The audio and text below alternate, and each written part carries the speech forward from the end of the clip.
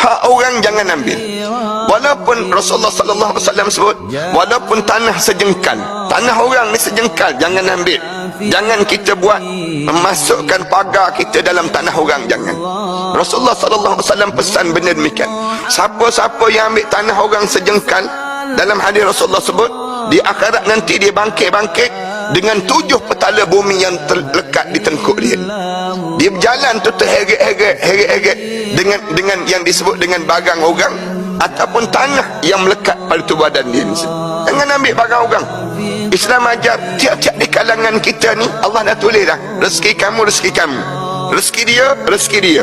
Kamu jangan kacau nikmat orang tersebut, dan jangan kamu rasa tamak terhadap nikmat yang diberi oleh Allah kepada seorang itu sendiri. Kerana tiap-tiap orang ni ada rezeki yang tersendiri dalam hidup. Kita ada rezeki kita, manakala yang disebut dengan dia pun ada rezeki dia.